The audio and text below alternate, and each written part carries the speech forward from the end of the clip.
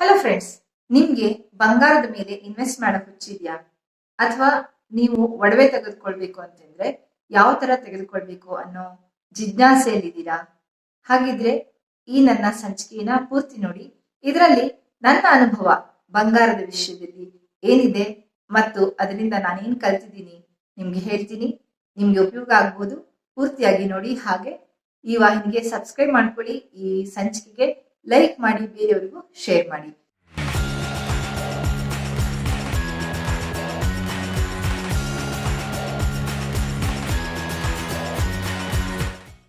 ನಾನು ಒಂದು ಕಥೆಯನ್ನು ಹೇಳೋದಕ್ಕೆ ಇಷ್ಟಪಡ್ತೀನಿ. ನಮ್ಮ ಹೈಸ್ಕೂಲ್ ಅಲ್ಲಿ ಒಬ್ಬ ಸರ್ ಇದ್ರು. ಅವರದೊಂದು ಕ್ಲಾಸ್ ನಡೀತಾ ಇತ್ತು. ಆ ಕ್ಲಾಸ್ ನಲ್ಲಿ ಕೇಳಿದ್ರು, ನಿಮ್ಗೊಂದು 10 ಲಕ್ಷ ದುಡ್ಡು ಸಡನ್ ಆಗಿ ಸಿಕ್ಕಿದ್ರೆ ಏನ್ ಮಾಡ್ತೀರಾ ಅಂತ. ಕ್ಲಾಸ್ ಅಲ್ಲಿ ಇರೋರೆಲ್ಲ ಒಂದೊಂದು ಉತ್ತರ ಹೇಳಿದ್ರು. ಒಬ್ರು ಹೈಯರ್ ಎಜುಕೇಶನ್ ಮಾಡ್ತೀನಿ ಅಂದ್ರು, ಇನ್ನೊಂದ್ ಮಾಡ್ತೀನಿ ಅಂದ್ರು. ಒಬ್ಬನ್ ಮಾತ್ರ ನನ್ನ ಹೆಂಡತಿಗೆ ಬಂಗಾರ ಮಾಡಿಸ್ತೀನಿ ಅಂತಂದ. ಯಾಕೆ ಅಂತ ಕೇಳಿದ್ರು. ಅವನ್ ಹೇಳ್ದ, ನನ್ನ ಹೆಂಡತಿಗೆ ಬಂಗಾರ ಮಾಡಿಸಿದ್ರೆ ಹೊರಗಡೆ ಹೋಗುವಾಗ ಆಕೆಗೆ ಒಂದು ಬಂಗಾರ ಮಾಡಿಸಿದ ಪ್ರತಿಷ್ಠೆ ನನಗ್ ಸಿಗುತ್ತೆ. ಆಮೇಲೆ ಏನಾದ್ರೂ ಕಷ್ಟ ಇದ್ದಾಗ ಆಕೆನ ಹತ್ರ ಇಸ್ಕೊಂಡು ಆ ಬಂಗಾರನ ನಾನು ಪ್ಲೆಡ್ಜ್ ಮಾಡ್ಬಿಟ್ಟು ಅಥವಾ ಮಾರಾಟ ಮಾಡ್ಬಿಟ್ಟು ನನ್ನ ಕಷ್ಟನ ಬಗೆಹರಿಸ್ಕೋಬಹುದು ಅಂತಂದ. ಆಗ ಸರ್ಗೆ ತುಂಬಾ ಖುಷಿ ಆಯ್ತು. ಹೌದು, ಇಡೀ ಕ್ಲಾಸ್ ನೀನ್ ಒಬ್ಬನೇನಪ್ಪ ಮುಂದೆ ಸಂಸಾರ ಮಾಡ್ಕೊಂಡು ಹೋಗೋನು. ನಿಜವಾಗ್ಲೂ ಇದೇ ತರ ನನ್ನ ಲೈಫಲ್ಲೂ ಆಗಿತ್ತು ಅಂತ ಅವ್ರ ಉದಾಹರಣೆಯನ್ನ ಕೊಟ್ರು.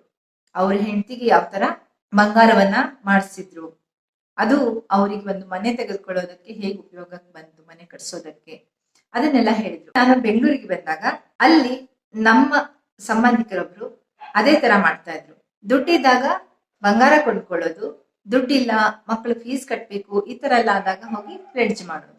ಪ್ಲೆಡ್ಜ್ ಮಾಡಿದ್ದನ್ನ ದುಡ್ಡು ಬಂದಾಗ ಬಿಡಿಸ್ಕೊಂಡ್ ಬರೋದು. ಈ ತರ ಮಾಡಿ ಅವರು ಯಾರಲ್ಲೂ ತಲೆ ಬಾಗದೆ ಯಾವುದಕ್ಕೂ ಹೆದರದೆ ಬದುಕ್ತಾ ಇದ್ರು. ಹಾಗೆ ಬಂಗಾರದ ಮಹತ್ವ ಅಂತದ್ದು ಅದನ್ನ ನಾನು ನೋಡಿದ್ರಿಂದ ನನಗೆ ಒಂದು ಸ್ವಲ್ಪ ಅರ್ನಿಂಗ್ ಆದಾಗ ಸೇವಿಂಗ್ ಮಾಡ್ಕೊಂಡು ನಮ್ಮ ಮನೆಯಲ್ಲಿ ಬಂಗಾರವೇ ಇಲ್ಲ ಅಂದಾಗ ಚೂಚೂರೆ ಬಂಗಾರವನ್ನ, ತುಂಬಾ ದೊಡ್ಡ ದೊಡ್ಡ ಆಭರಣ ಅಂತಲ್ಲ, ಚಿಕ್ಕ ಚಿಕ್ಕ ಆಭರಣಗಳು, ಕಿವಿಗಿರ್ಲಿಲ್ಲ, ಕಿವಿದು ಓಲೆ, ಆಮೇಲೆ ಉಂಗ್ರ, ತಾಳಿ, ಸರ, ಈ ತರ ಯಾವುದು ಅವಶ್ಯಕತೆ ಇದೆ ಆ ಅವಶ್ಯಕತೆಗಳನ್ನ ನಾವು ಪೂರೈಸ್ಕೊಂಡ ಹಾಗಾಯ್ತು. ಹಾಗೆ ಸೇವಿಂಗ್ಸು ಆದಂಗಾಯ್ತು, ಉಳಿತಾಯನೂ ಆದಂಗಾಯ್ತು ಅಂತ ನಾನು ಕಲ್ತಿದ್ದ ಪಾಠವನ್ನ ನಾನು ಅಳವಡಿಸ್ಕೊಂಡೆ. ಅದರಿಂದ ಬಹಳಷ್ಟು ಉಪಯೋಗ ಆಯ್ತು. ಆಮೇಲೆ ಇದನ್ನೇ ಮುಂದುವರ್ಸ್ಕೊಂಡ್ ಬಂದಾಗ ಸ್ವಲ್ಪ ಜಾಸ್ತಿ ದುಡ್ಡು ಬಂದಾಗ ನಾನು ಜಾಸ್ತಿ ಬಂಗಾರವನ್ನ ತೆಗೆದುಕೊಳ್ಳಕ್ ಹೋದಾಗ ಕೆಲವೊಂದು ತಪ್ಪುಗಳನ್ನ ಮಾಡಿದೆ. ಅದು ಏನು? ನಂಬರ್ 1, ಬಂಗಾರದ ಒಡವೆಗಳನ್ನ ಮಾಡಿಸುವಾಗ ಹೆಚ್ಚು ಬಂಗಾರ ಇರುವಂತಹ ಒಡವೆಗಳನ್ನೇ ಮಾಡಿಸ್ಬೇಕು. ಅಂದ್ರೆ ಈ ಮಣಿಗಳು, ನಾನು ಹಾಕೊಂಡಿದ್ದೀನಲ್ಲ, ಈ ತರ ಮಣಿಗಳು ಜಾಸ್ತಿ ಇರೋದಾದ್ರೆ ಈ ಮಧ್ಯದಲ್ಲಿ ನಾವು ಏನು ಪೋಣಿಸೋದಕ್ಕೆ ಹಾಕ್ತಿವಿ ಅದಕ್ಕೆ 18 ಕ್ಯಾರೆಟ್ ಗೋಲ್ಡ್ ಅನ್ನು ಉಪಯೋಗಿಸಿ ಮಾಡಿಸ್ಬೇಕು. ಯಾಕೆಂದ್ರೆ ಇದು ಪ್ಲೆಡ್ಜ್ ಮಾಡೋದಕ್ಕೆ ಬರುವಂತದ್ದಲ್ಲ ಈ ತರದ್ದು. ಯಾಕೆಂದ್ರೆ ಇದರಲ್ಲಿ ಬಂಗಾರ ಹೆಚ್ಚು ಯೂಸ್ ಆಗೋದಿಲ್ಲ. ಇದನ್ನ ಕಟ್ ಮಾಡಿ ನೀವು ತೆಗೆದ್ರೆ ಹೆಚ್ಚು ಹೆಚ್ಚು ಅಂದ್ರೆ ಅಬ್ಬಬ್ಬ ಸ್ವಲ್ಪ ಉಳಿಯುತ್ತೆ, ಅವಾಗ ಅದು ಉಪಯೋಗಕ್ಕೆ ಬರೋದಿಲ್ಲ. ನಿಮ್ಗೆ 18 ಕ್ಯಾರೆಟ್ ಗೋಲ್ಡ್ ಏನಿದೆ, 18 ಕ್ಯಾರೆಟ್ಗಳ ಬಂಗಾರ, ಅದರಿಂದ ನಿಮ್ಗೆ ಇದು ಈ ತರದ ಮಣಿಸರಗಳನ್ನ ಮಾಡಿಸ್ಕೊಳ್ಳೋದು, ಆಮೇಲೆ ಬ್ಯಾಂಗಲ್ಗಳು ಬರ್ತವೆ, ಆಮೇಲೆ ಬೇರೆ ಬೇರೆ ತರದ ಸರಗಳು ನಾವು ಮಾಡ್ತೀವಿ, ನೆಕ್ಲೆಸ್ಗಳಿರ್ಬೋದು, ಅದೆಲ್ಲ ನಾವು ಹರಳುಗಳನ್ನೆಲ್ಲ ಕೂರಿಸಿ ಮಾಡೋದ್ರಿಂದ ಆ ಹರಳುಗಳು, ವಜ್ರಗಳು, ಮತ್ತೆ ಬೇರೆ ಬೇರೆ ಮುತ್ತುಗಳು, ಬೇರೆ ಬೇರೆ ಮಣಿಗಳನ್ನ ನಾವು ಉಪಯೋಗಿಸಿ ಮಾಡಿಸುವ ಒಡವೆಗಳು 18 ಕ್ಯಾರೆಟ್ ಅಲ್ಲಿ ಇದ್ರೆ ತುಂಬಾ ಒಳ್ಳೇದು. ಅಂದ್ರೆ ಅದು ಕಟ್ಟಾಗಿ ತೆಗೆಯೋದಕ್ಕೂ ಆಗೋದಿಲ್ಲ, ಜೊತೆಗೆ ಎಲ್ಲೂ ಹೋಗುದ್ರು ನಾವು ಹಾಕೊಂಡು ಹೋಗ್ಬೋದು, ನಮ್ಮದಾಗಿ ಒಂದಷ್ಟು ದಿವಸ ಉಳಿಯುತ್ತೆ. ಅದು ಕರ್ಮಣಿ ಸರದಿಂದ ಹಿಡಿದು. ಒಂದ್ ವೇಳೆ ಇದೆಲ್ಲ ನೀಡು ಮುಗೀತು, ಒಳ್ಳೆ ಬಂಗಾರವನ್ನೇ ಮಾಡಿಸ್ಬೇಕು, ಗಟ್ಟಿ ಬಂಗಾರ ಮಾಡಿಸ್ಬೇಕು ಅಂತಿದ್ರೆ ಬಳೆಗಳನ್ನ ಮಾಡಿಸ್ಬೇಕು. ಬಳೆಗಳು ಈ ತರ ನಾನು ಹಾಕೊಂಡಿದ್ದೀನಲ್ಲ, ಈ ತರದ ಬಳೆಗಳನ್ನ, ಗಟ್ಟಿ ಬಳೆಗಳನ್ನ ಮಾಡಿಸ್ಕೋಬೇಕು. ಇವು ಇನ್ವೆಸ್ಟ್ಮೆಂಟ್ಗೆ ತುಂಬಾ ಉಪಯೋಗ ಬರುತ್ತೆ. ಅಂದ್ರೆ ತೂಕನು ಚೆನ್ನಾಗಿರುತ್ತೆ.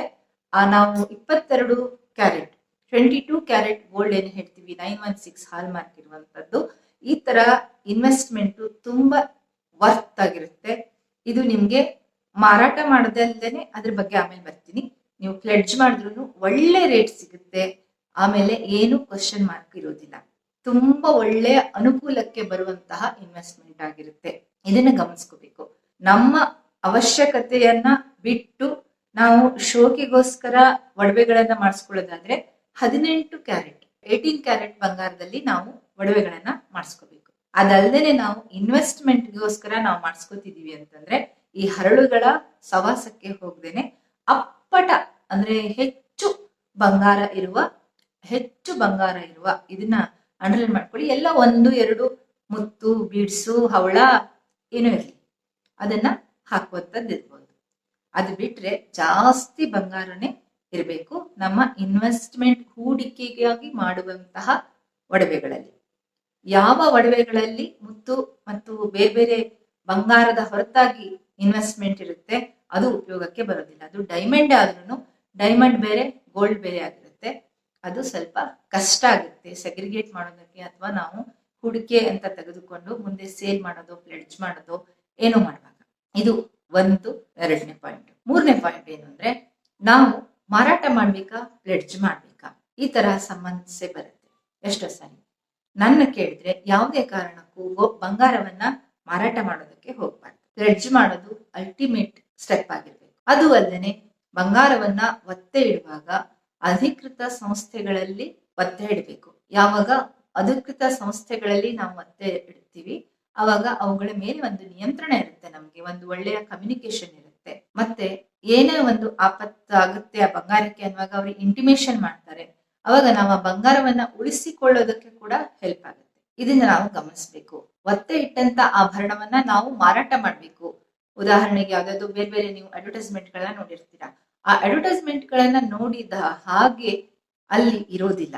ಅವರು ಹೇಳ್ತಾರೆ, ಉದಾಹರಣೆಗೆ ಇವತ್ತಿನ ರೇಟು 4,500 ಇದೆ, ನಾನು ಒಂದು 4,300 ರೂಪಾಯಿ ಕೊಡ್ತೀನಿ ಗ್ರಾಮ್ಗೆ ಅಂತ ಹೇಳ್ತಾರೆ. ಆದ್ರೆ ಅಲ್ಲಿ ಹೋದಾಗ 3,800 3,900 ಹಾಕಿ ಕೊಡ್ತಾರೆ. ಆದ್ರಿಂದ ಇಟ್ಸ್ ಅಲ್ಟಿಮೇಟ್ ಮೋಸ. ಎಷ್ಟು ಸಾಧ್ಯವೋ ಅಷ್ಟು ಮಾರಾಟ ಮಾಡದೆ ಒತ್ತೆ ಇಡೋದಕ್ಕೆ ಪ್ರಯತ್ನ ಮಾಡ್ಬೇಕು. ಅಂತಹ ಸಂದರ್ಭ ಇದ್ರೆ ಮಾರಾಟ ಮಾಡೋದು ಕೊನೆಯ ದಾರಿ ಆಗಿರ್ಬೇಕು. ಇನ್ನೊಂದು ಅಂತಂದ್ರೆ ಒಡವೆಗಳ ಸಂರಕ್ಷಣೆ ಹೇಗೆ, ಮನೇಲಿ ಇಟ್ಕೋಬೇಕಾ, ಹೊರಗಡೆ ಹಾಕೊಬೇಕಾ, ಎಷ್ಟು ಇಟ್ಕೊಬೇಕು, ಎಷ್ಟಿಲ್ಲ. ಹೌದು, ಇವತ್ತಿನ ಸಂದರ್ಭದಲ್ಲಿ ಆಫ್ಟರ್ ಕೊರೋನಾ ಬಂಗಾರವನ್ನ ಧರಿಸೋದು ಒಂಥರ ಭಯ ಹುಟ್ಟಿಸುವಂತದ್ದಾಗಿದೆ. ಬಂಗಾರ ಅಂತಂದ್ರೆ ಅದು ಮಕ್ಕಳಿರ್ಬೋದು, ಹೆಣ್ಮಕ್ಳಿರ್ಬೋದು, ಅಥವಾ ಹಿರಿಯರು ಇರ್ಬೋದು. ದಪ್ಪ ದಪ್ಪ ಸರ ಹಾಕೊಂಡು ಹೋಗೋದು, ಆಮೇಲೆ ಸರಗಳತನ ಆಯ್ತು ಅಂತ ಕಿರ್ಚಾಡೋದು, ಅದರಲ್ಲಿ ಅರ್ಥ ಇಲ್ಲ. ಅದ್ರ ಬದಲು ನಮ್ಗೆ ಎಷ್ಟು ಅವಶ್ಯಕತೆ ಇದೆ ಅಷ್ಟೇ ಬಂಗಾರವನ್ನ ಮೈ ಮೇಲೆ ಧರಿಸೋದು ಮತ್ತೆ ಮನೇಲಿ ಇಟ್ಕೊಳ್ಳೋದು ಉತ್ತಮ. ಇನ್ನೂ ಒಂದು ಸ್ಟೆಪ್ ಮುಂದೆ ಹೋಗಿ, ಎಲ್ಲಿ ಒಂಟಿ ಮನೆಗಳಿದ್ದಾವೆ, ನೀವು ಒಬ್ಬಂಟಿಯಾಗಿ ಓಡಾಡ್ತೀರಿ ಅಂತದ್ರಲ್ಲೆಲ್ಲ ಬಂಗಾರವನ್ನ ಧರಿಸದೇ ಇರುವುದು ಅಥವಾ ಅತ್ಯಂತ ಕಡಿಮೆ ಧರಿಸೋದು ನಮ್ಮ ಸುರಕ್ಷತೆ ಮತ್ತು ಬಂಗಾರದ ಸುರಕ್ಷತೆ ಎರಡೂ ದೃಷ್ಟಿಯಿಂದ ಉತ್ತಮ. ಇಲ್ಲ ಅಂತಂದ್ರೆ ಇವತ್ತಿನ ದರಮಾನ ಮತ್ತೆ ಅವಶ್ಯಕತೆ ಎರಡಕ್ಕೂ ಇಲ್ಲಿ ತಾಳಮೇಳ ಇಲ್ಲ. ಬಂಗಾರದ ರೇಟ್ ಹೆಚ್ಚಾಗ್ತಾ ಇದೆ, ಇಲ್ಲಿ ಅವಶ್ಯಕತೆ ಜಾಸ್ತಿ ಇದೆ, ಹಾಗೆ ಉದ್ಯೋಗ ಇಲ್ಲ, ತುಂಬಾ ಸಮಸ್ಯೆಗಳಿದ್ದಾವೆ. ಆದ್ರಿಂದ ಕಳ್ಳನಾಗದೆ ಹೋದವನು ಕಳ್ಳನಾಗುವಷ್ಟು ಪರಿಸ್ಥಿತಿ ಇದೆ. ಅಂತದ್ದಲ್ಲಿ ಈ ತರ ಶೋಕಿಗೋ ಅಥವಾ ನಮ್ಮ ರೂಢಿಗೋ ಬಹಿರಂಗವಾಗಿ ಹಾಕೊಂಡು ಓಡಾಡೋದು ಅಷ್ಟು ಸಮಂಜಸ ಅಲ್ಲ. ಇದು ಕೂಡ ನನ್ನ ಅನುಭವದಿಂದ ಹೇಳೋದು. ಯಾರಾದ್ರೂ ನಿನ್ಗೆ ಬಂಗಾರ ಪಾಲಿಶ್ ಮಾಡಿಸ್ಕೊಡ್ತೀನಿ ಅಥವಾ ಬಂಗಾರ ಹೀಗೆ ಇಟ್ಟು ಪೂಜೆ ಮಾಡಿದ್ರೆ ಇನ್ನಷ್ಟು ಡಬಲ್ ಆಗ್ಬಿಡುತ್ತೆ, ಈ ತರದನ್ನೆಲ್ಲ ಯಾರಾದ್ರೂ ಹೇಳಿದ್ರೆ ದಯವಿಟ್ಟು ಹೆಣ್ಮಕ್ಳು ನೋಡ್ತಾ ಇದ್ರೆ ಮೋಸ ಹೋಗ್ತೀರಾ, ಮೋಸ ಹೋಗ್ಬೇಡಿ.